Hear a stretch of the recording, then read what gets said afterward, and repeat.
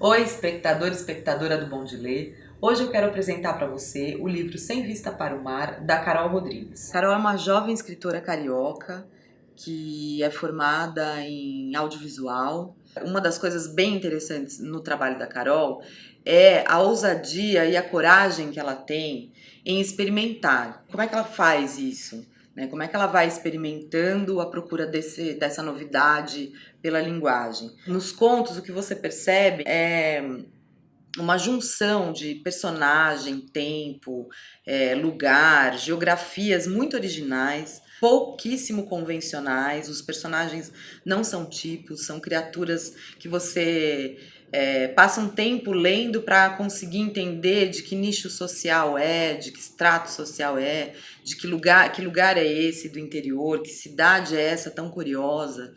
E tudo isso você é levado a sentir essa busca por algo novo através da linguagem, por uma pontuação que é completamente particular da Carol, é, por uma brincadeira com o tempo, presente, passado e futuro, que se mistura nos verbos, né? Você percebe que ali naquele conto a narradora está dizendo algo do passado, né? Mas o verbo usado te faz pensar em futuro, então é uma coisa que você demora para entender, para se localizar. Então, a Carol é uma autora muito interessante e é uma autora que vai continuar produzindo muito e com certeza será bem reconhecida, premiada, e vale muito a pena ler e conhecer a Carol Rodrigues, Sem Vista para o Mar. Eu acho que eu sempre quis ter a experiência da criação artística, assim, não ser uma artista, mas ter essa experiência desde muito nova. Já desenhei muito, já fazia dança e tentei fazer teatro, foi um fiasco. No próprio cinema, assim, até faço roteiros hoje em dia e roteiro é a área que eu gosto. Só que a literatura sempre me pareceu uma coisa distante, sabe? Sei lá, sempre considerei que fosse a arte mais perfeita de todas. Porque ela é simples, né? Um livro é um objeto simples e o ato de escrever é uma coisa muito simples. Acho que quanto mais simples, mais complexo no fim das contas, sei lá.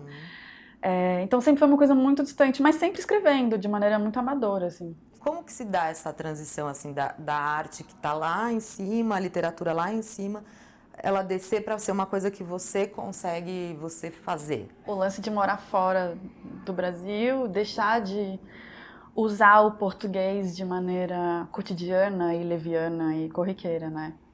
Lá eu falava inglês o dia inteiro, só mestrado em inglês, tudo em inglês. Então, o contato com a língua portuguesa era o momento de pegar o caderninho e fui desenvolvendo, fui desenvolvendo. Aí eu falei, ai, putz, acho que eu tô escrevendo um romance. Aí comecei, aí fui indo. E era? Esse Não, não não. era. Esse é um romance que foi uma escola, mas ele não é um romance, na verdade, assim. Aham. Mas foi um início de um caminho, de uma obsessão, de uma vontade. A gente vira uma escritora quando a gente mostra para outras pessoas, né? Publica? Não só publicar, mas para mim o passo foi me matricular numa oficina, né? Que foi com o Marcelino Marcelino. Freire. E eu lembro das primeiras vezes que eu li o texto do papel tremendo, assim, sabe? Tipo, tô me expondo hoje. E é um feedback instantâneo, né? Você acaba de ler um texto, você sente como o ar fica, se ele fica mais pesado ou se a galera tá meio dormindo. Foi aí que eu comecei, assim, e aí eu via que o clima ficava uma coisa interessante. Eu falei, nossa, tem alguma coisa aqui.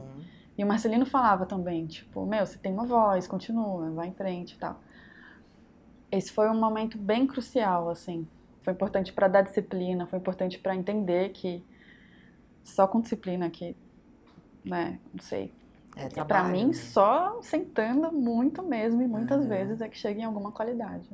Ah, eu estudo durante as leituras, né? Por exemplo, tô lendo agora Os Irmãos Karamazov. Que coisa fodida, né? Não sei nem o que dizer, assim. E eu adoro um livro que me deixa sem saber o que dizer. E Dostoiévski é eterno, né? Enfim.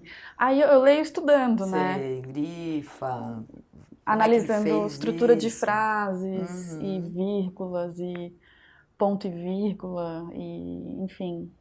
Pega uma lupa ali e vai, né? Sim, é gostoso fazer gostoso. isso. Estudar pontuação, estudar arranjos e sem medo de me deixar influenciar, sabe? Eu vou lendo, né? Acho que eu divido a leitura em momentos de prazer, aí eu volto, tipo, se é uma cena muito incrível, eu volto, vou estudando ela. Fica essa leitura lenta, mas tem seu prazer, assim. Aí pra experimentação, eu gosto muito da Clarice, do Cortázar. O Faulkner eu li recentemente também e achei, nossa Qual senhora, você leu? O Luz em Agosto.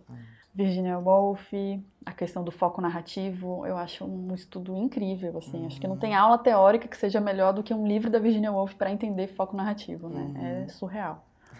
Então, acho que, na verdade, acho que cada autor e cada autora tem a sua liçãozinha, né? Que coincide com o seu momento também daquilo que você está buscando, né? Sim, pra sua escrita. Não, total. Minha escrita é indissociável do que eu tô lendo no momento. E eu acho tranquilo. Tem gente que tem um processo de quando escreve não lê nada, né? Eu sou o contrário, assim.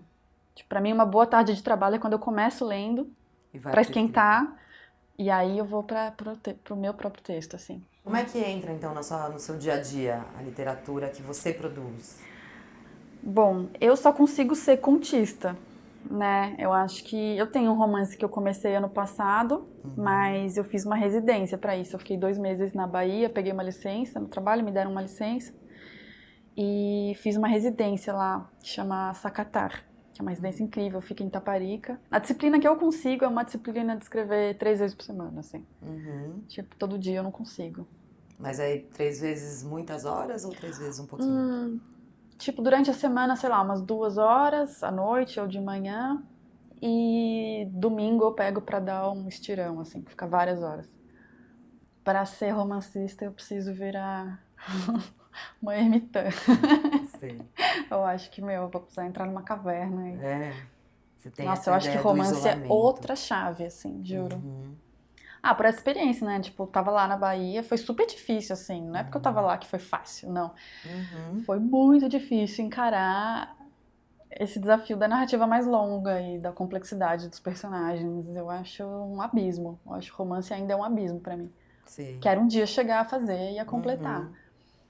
Mas o conto me parece uma coisa mais controlável no momento e é o que dá pra fazer na minha rotina, né? E não é só porque é o que dá pra fazer, eu amo conto, assim. Eu acho uma pena que seja um gênero tão desvalorizado no Brasil, assim.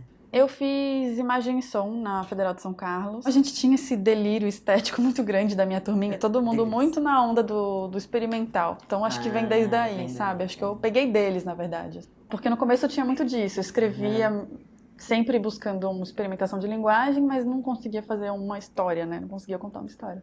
Eu acho que a preocupação em contar histórias está crescendo em mim. Tipo, eu comecei focando mais na linguagem, aí agora que eu me sinto mais segura, né, com o modo eu tô com uma preocupação maior, eu acho, em desenvolver os personagens e esticar um pouco mais, né? Eu acho que entre a linguagem e a história, eu acho que tem um campo de vida, de oxigênio, que é isso que eu busco, assim, que não é necessariamente novo, mas que é o oxigênio do susto, da surpresa.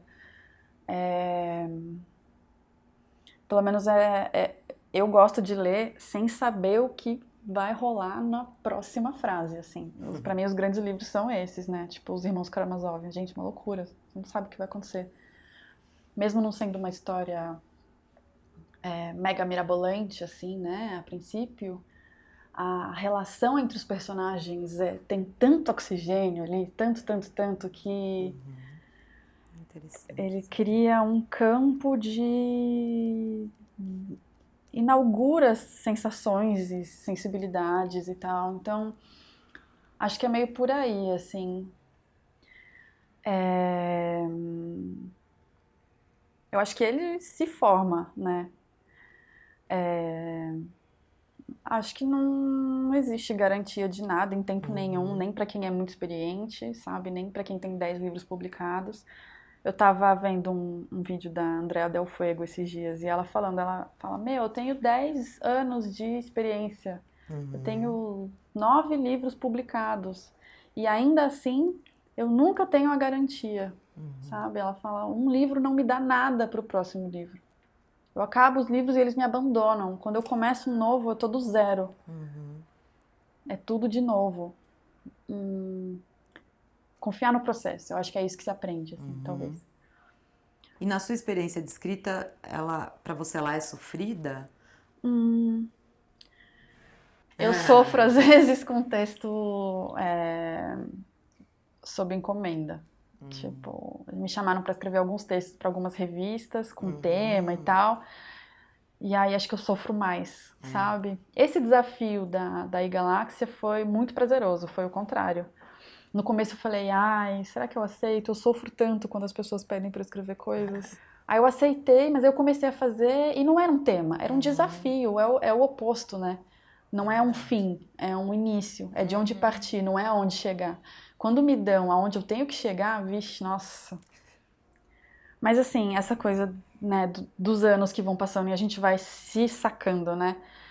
Quando é sofrido, eu sei que eu preciso ficar, sei lá, 1 hora na frente do computador sem escrever, mas eu sei que depois vai rolar.